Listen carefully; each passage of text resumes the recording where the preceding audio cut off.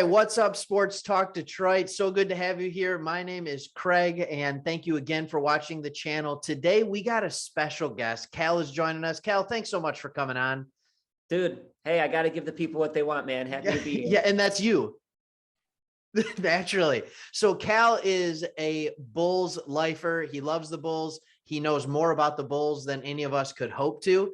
So naturally, when we're linked with Bulls trade rumors, we got to bring Cal on the show. I don't like to bring him on when we're playing the Bulls because in seasons like this, it's just kind of embarrassing for us to talk about. But when it's talking about trade rumors, I'm in, I'm ready to have him, and I'm ready to have him on here. So welcome to the show, Cal. Thanks for coming, man.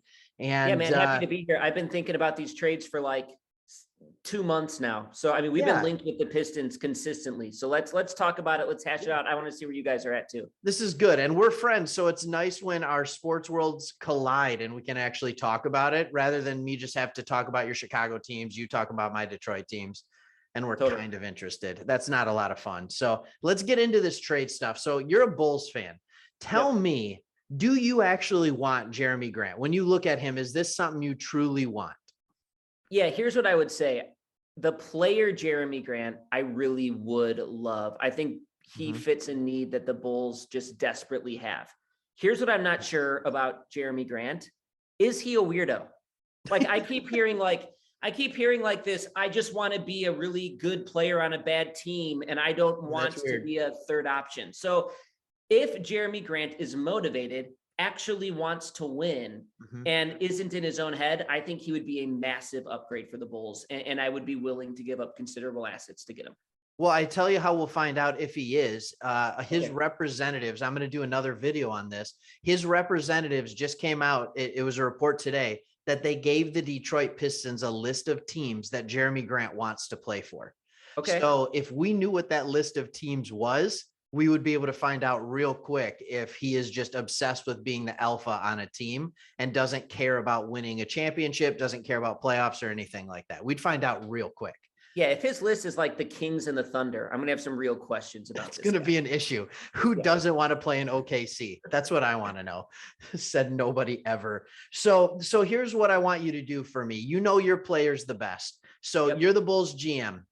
Go in there. You're giving me a call and you're saying, hey, this is what we're going to give you for Jerami Grant. Put together your best trade proposal for us here on Sports Talk Detroit. Sure. I think if the Bulls are going to do a deal with Detroit, it's going to center around two players, one of these two. I don't think you're going to get both in the deal. The most popular name with Grant is Pat Williams. Yep. Pat Williams, it's his second year. He comes from Florida State.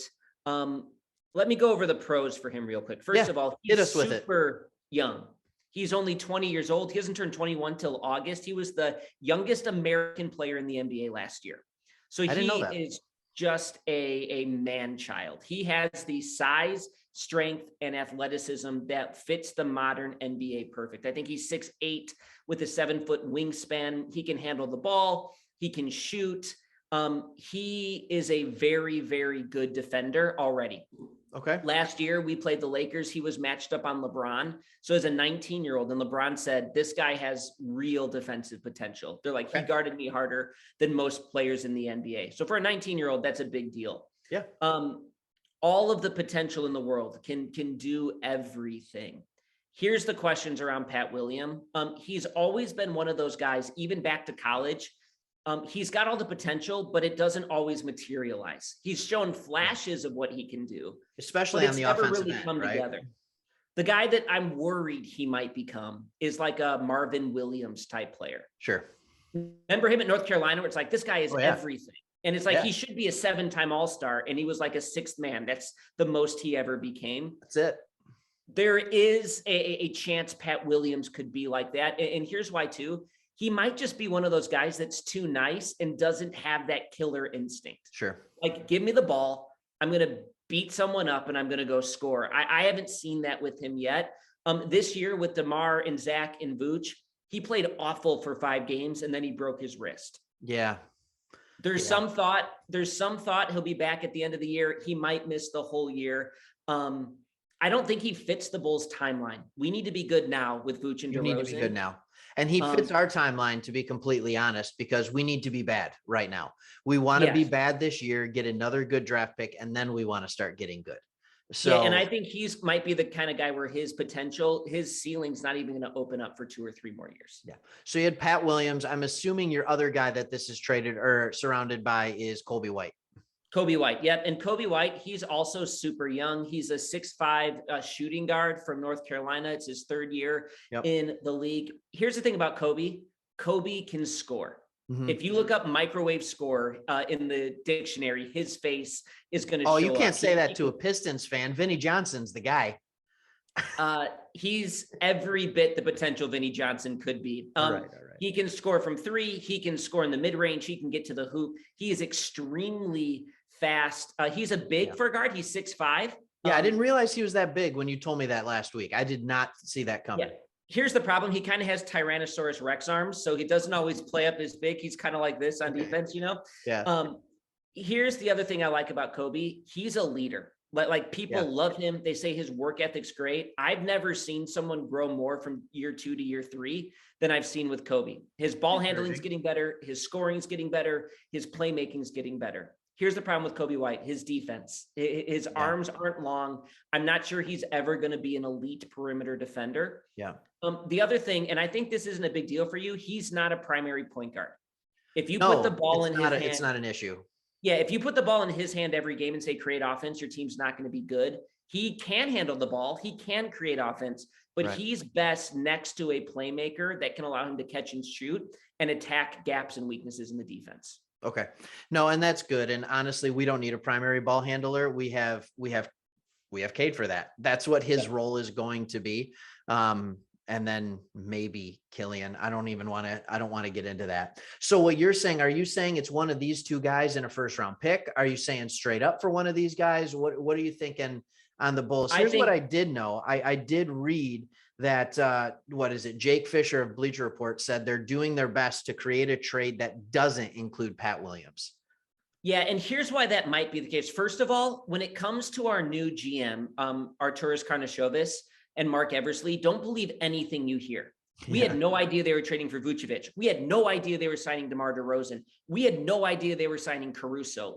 They are the best maybe at the NBA at keeping their cards close. Okay. Don't believe any report. We have no idea what they're thinking. Here's why people think that. He's our GM's first pick since he came to the Bulls. So Arturas came in. The first personnel move he made was to get Pat Williams. So there's some thought like he was 4th in the draft. We loved them, which, by the way, I heard the Pistons were super high on Pat and probably that was the rumor. Had he fallen to 6 or 7 whenever you guys drafted Killian. So I think if you had to put a gun to my head, I don't know what they're going to do. And that's what's so interesting. There's part of me that's like Coby White is helping us now. I don't want to lose him. And Pat Williams is hurt. But there's also part of me that's like, no, that was AK's first move as GM. I think they're too emotionally tied. So it's very, very much up in the air. Well, and I think that's similar then to what we're experienced with Killian. I mean, that was the first move over here. And it's one of those things where it's like, oh no, Killian can't go yet because he's year 2. I mean, we're not going to deal him. And would anybody even want him? Like at this point? Yes, people would, but it's one of those things. So here's where I'm at. Let's talk about draft picks. Yeah. Can you even afford to lose Coby White right now, though? Like, honestly, I mean, you have 2 injured guards ahead of him. He's like your only guard other than Dosunmu. So here's what I would say. When assuming our team's healthy, Coby White's a luxury for us. He's not going to start over Zach LaVine or Lonzo Ball. And he's probably not even breaking into our second unit with, he'd be ahead of Ayo, but Ayo's played so well. He's been a revelation at 38 that it's kind of close. Yeah. But when we're healthy, we've got Ball, LaVine, Caruso, and Ayo. That should be plenty for us for the playoffs. And we've got Troy Brown Jr. And some other pieces. Right now, we really need him because we're so beat up, which is why I think Pat Williams might be more likely just because of Grayson freaking Allen breaking Caruso's wrist this weekend. By the way, if you ever do a video on why we hate Grayson Allen, I'm your guy. Bring me back in. I was watching that live. For some reason, I was watching that game on League Pass live, and I saw it happen. And I'm like, dirty players can't stop being dirty players. Anyways, we're not going to keep going there, but yeah. So here's what I would say. I think a deal for Pat or Coby, it's going to feature one of them. It's going to feature Derek Jones Jr. because he's on an expiring about a $10 million salary. It's going to make the salaries work. Yep. And then we're going to probably our best asset we can give you is we have between now and I think 2028 or 2029, 2028, got a lot of lottery protected pick from the Trailblazers. Yeah. And that's that a will come pick. That's a unique pick because it's lottery protected every year till 2028, and then it becomes a second rounder. It's really simple. Here's what I would say. I think the Trailblazers are going to continue to build around Damian Lillard. This is an off year. I think they're going to reload. That pick is going to come good. It might just not be till next year or the year after. So that's going to be better than our pick because we're going to have a bad draft spot because our record's so good. So I think it would be Coby or Pat, Derek Jones Jr., who, by the way, has been a really, really fun piece for us this year. He's unbelievably athletic. And then one of or that Portland pick. Yeah.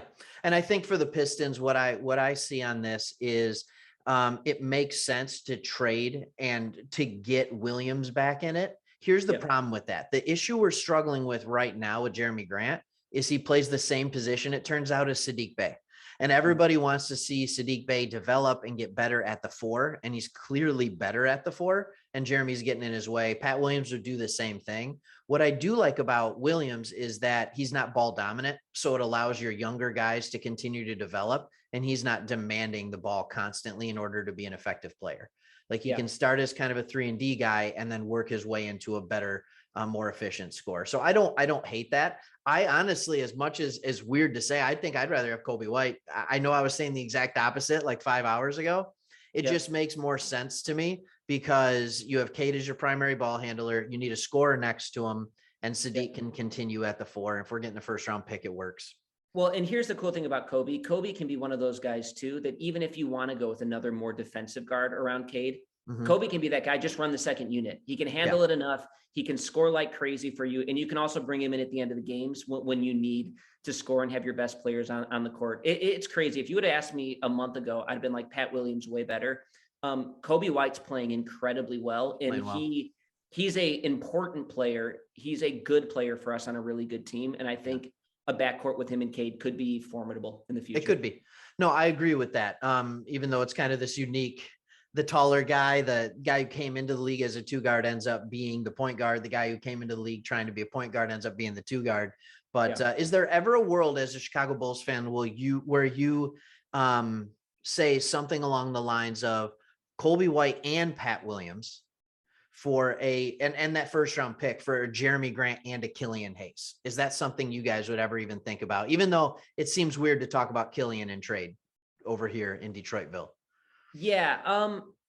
Man, I haven't thought about that. Off the top of my head, I think there could be a discussion if it was Pat and Coby for Jerami and Killian. I'm not sure we would throw in that pick. I think that would probably be too expensive. Honestly, I think I'd rather have Coby White over Killian straight up. So I don't think, I think we'd be at this point in their careers, and they're only a year apart. I mean, I think Killian's a little bit younger. I think he's 2 years younger, but still. No, I appreciate it, man. It's good talking with you. It's always good talking. And here's the thing. We don't know a ton about the Bulls. As much as we like to think we know about all the teams, we watch Pistons basketball over here. So it's good to get your input on that. It's awesome seeing your team do so well. I don't know how they're doing it with all the injuries that you're going up against, but you're continuing to play well. And hopefully you can stay afloat until the playoffs when you start getting healthy and get those guys back. Great. Well, if a trade happens, I'll pop back on and we can break it down. Oh, yeah. Wish you guys the best. All right. For sure. Appreciate it, man. Thanks for coming. All right, man. See ya. See ya. Hey, everybody else, if you're still out there, if you're still listening, thank you. If you listen this long, you must like the video. Hit that subscribe button, leave a comment below, tell Cal how smart he is on his Bulls stuff. Or if you don't think he's smart, tell him that too. He would love to hear it. All right. See you, Sports Talk Detroit.